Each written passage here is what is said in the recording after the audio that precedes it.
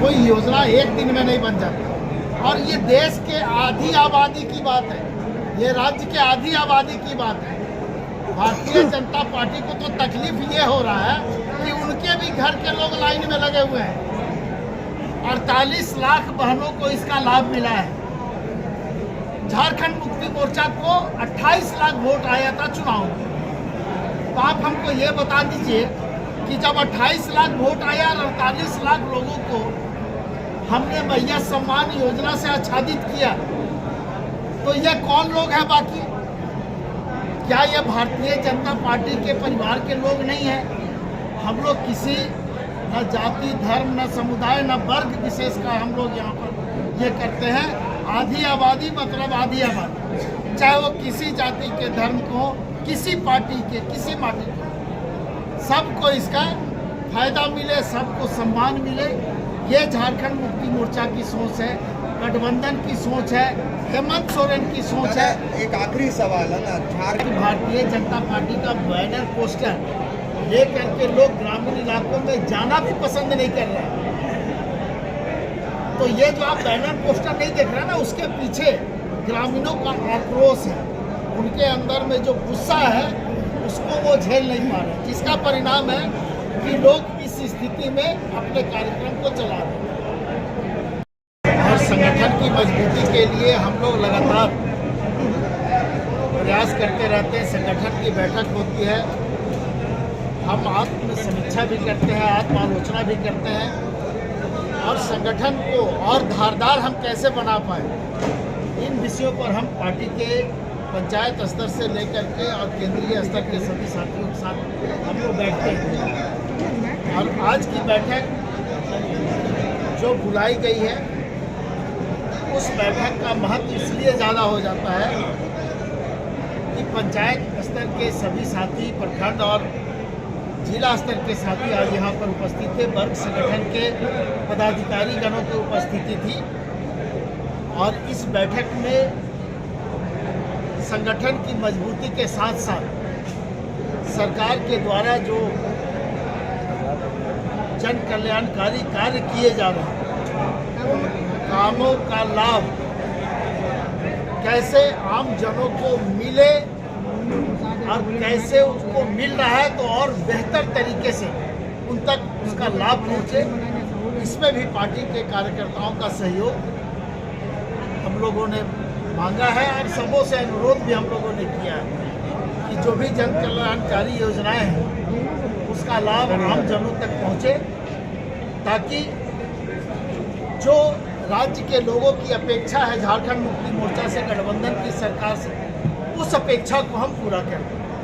24 की चुनाव की तैयारी की मोर्चा चुनाव की तैयारी में हमेशा रहता है और लगातार हमारा संगठनिक जो कार्यक्रम है वो चलते रहता है। जब संगठन हमारा मजबूत है, संगठन हमारा अगर जज्बे से भरा हुआ है, तो निश्चित रूप से परिणाम हमारे पक्ष में आते हैं।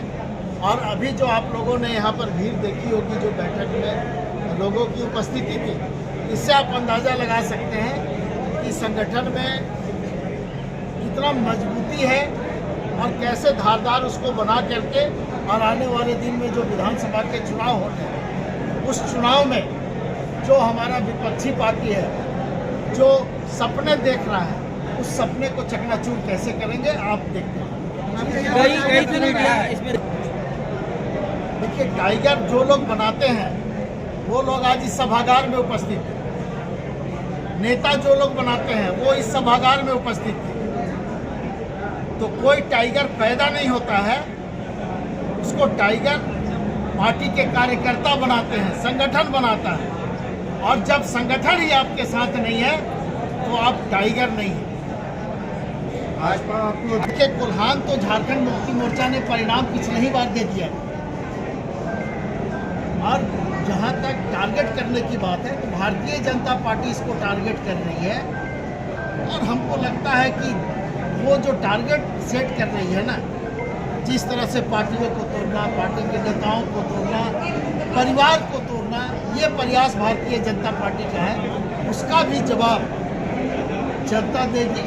आप विधानसभा का चुनाव का इंतजार कीजिए, बहुत जल्द उनको जवाब मिल जाएगा कि आपने जो कृत्य किया है उस कृत्य का परिणाम क्या हो। भाजपा के लोग कह रहे हैं कि जो बात नहीं करते हैं वो डेमोग्राफी की भी बात करते हैं। तो सच पूछा जाए तो डेमोग्राफी तो भारतीय जनता पार्टी का चेंज हुआ है। आप किसी भी मंच पे देख लेंगे भारतीय जनता पार्टी के लोग वहाँ पर नजर नहीं आएंगे।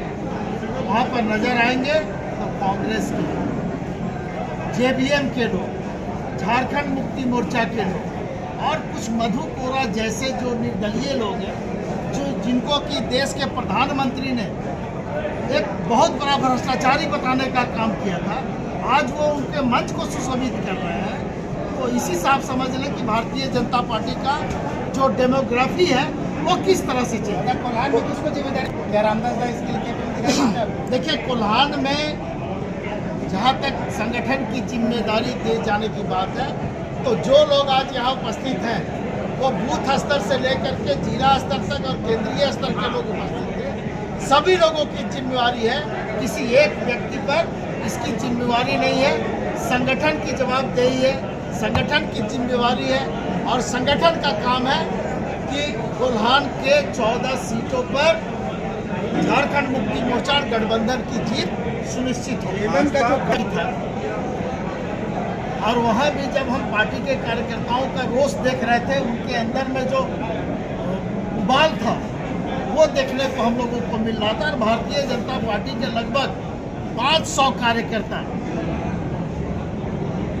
कल वहाँ पर शामिल हुए और स्थिति ये है भारतीय जनता पार्टी को कि उनको कार्यकर्ता नहीं मिल रहा है। प्रधानमंत्री का यहाँ कार्यक्रम हुआ, आपको पता होगा कि किस किस स्टेट से लोगों का यहाँ आगमन हुआ था,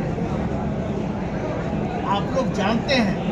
लेकिन आप लोग चूंकि अपने मुंह से नहीं बोल सकते हैं, हम लोग भी उस चीज़ को नहीं दोहराना चाहते हैं। जब देश के प्रधानमंत्री की ये स्थिति कोल्हान ने की है तो बाकी का आप अनुमान लगा सकते हैं कि क्या स्थिति है। गाँव में घूसमत से आते हैं और हम लोग भी थोड़ा पढ़े लिखे हैं, हम लोगों को भी थोड़ा समझ में आता है। आप जानते हैं कि झारखंड की सीमा किसी अन्य देशों के सीमाओं से नहीं मिलती है। कोई भी सीमा से झारखंड की सीमा नहीं मिलती। और जहां से घुसपैठ की बात है, अगर ये घुसपैठ है, हम मान लेते हैं थोड़ा देर के लिए, तो इसकी जवाबदेही किसकी है, इसकी जिम्मेवारी किसकी है? ये सीमा सुरक्षा का जो मामला है ये अंतर्राष्ट्रीय मामला होता है और ये केंद्र सरकार और गृह मंत्रालय के अधीन आता है। तो क्या ये माना जाए कि गृह मंत्रालय और केंद्र सरकार इस कृत्य में शामिल है? अगर शामिल है, अगर घुसपैठ है, तो क्यों नहीं देश के गृह मंत्री और प्रधानमंत्री को इस्तीफा देना चाहिए? और वो किस तरह से अपनी तैयारी कर रहा है और उसको अगर डर है किसी से तो वो झारखंड मुक्ति मोर्चा से डर है। यह हमेशा याद रखिए। अभी यात्रा निकलेगा, गाड़ी यात्रा निकलेगा, हवाई जहाज यात्रा भी निकलेगा, हेलीकॉप्टर यात्रा भी निकलेगा, लेकिन झारखंड मुक्ति मोर्चा के जो कार्यकर्ता हैं, झारखंड मुक्ति मोर्चा के जो सिपाही हैं, जो भी कार्य